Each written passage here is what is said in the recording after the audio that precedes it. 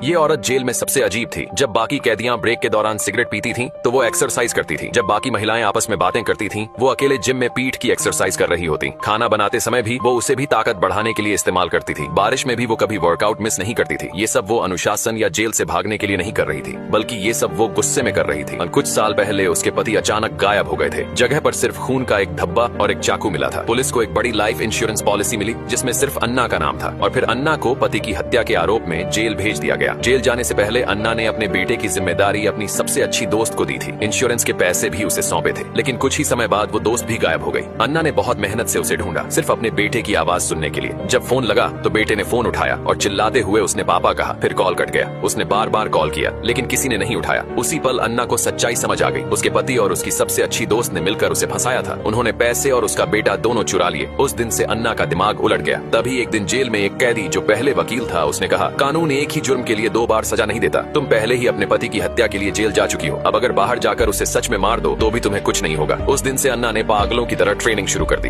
हर काम में सबसे आगे रहने लगी। 6 साल बाद उसे पैरोल मिल गया। जेल से बाहर आकर सबसे पहले उसने अपनी पुरानी दोस्त को ढूंढा। वो पहले एक स्कूल में टीचर थी, तो अन्ना ने नेशनल टीचर डेटाबेस चेक किया, लेकिन उस नाम की 1000 से ज्यादा एंट्रियां थी। मजबूरी में अन्ना ने अपने पुराने स्कूल में घुसकर उसके सोशल सिक्योरिटी नंबर की जानकारी चुराने की सोची। जैसे ही उसने रिकॉर्ड्स से वो जानकारी निकाली, तभी पुलिस आ गई। लेकिन अन्ना तैयार थी। वो दूसरी मंजिल से कूदी, फेंस फांदी और भागने लगी। पुलिस उसका पीछा करती रही। वो उन्हें समुद्र तक ले गई और एक ढलान का इस्तेमाल कर पुलिस की गाड़ी पलटा दी। फिर भी आखिर में वो पकड़ी गई। पुलिस अफसर ने उसकी बात नहीं सुनी। उसे गाड़ी से हथकड़ी से बांध दिया और खुद कॉफी पीने लगा, लेकिन गलती से चाबी वहीं छोड़ दी। अन्ना ने हथकड़ी देखी, फिर पानी की पाइप देखी। उसने गाड़ी स्टार्ट की, स्पार्क निकले, लेकिन हथकड़ी नहीं टूटी। उसने गाड़ी पीछे ली, कुछ नहीं हुआ, लेकिन दरवाजे का हैंडल टूट गया। शोर हुआ। अफसर आया और गाड़ी को समुद्र में घुमा दिया। पानी में डूबते हुए उसे गलती का एहसास हुआ। उसने अन्ना की हथकड़ी खोली और उसे लेकर ऊपर तैरने लगा, लेकिन तभी अन्ना ने उसकी बंदूक छीन ली और अपनी जबरदस्त ताकत से तैरकर किनारे तक पहुंच गई। फिर उसने लिफ्ट ली और चल पड़ी अपने बेटे और अपने बदले की राह पर।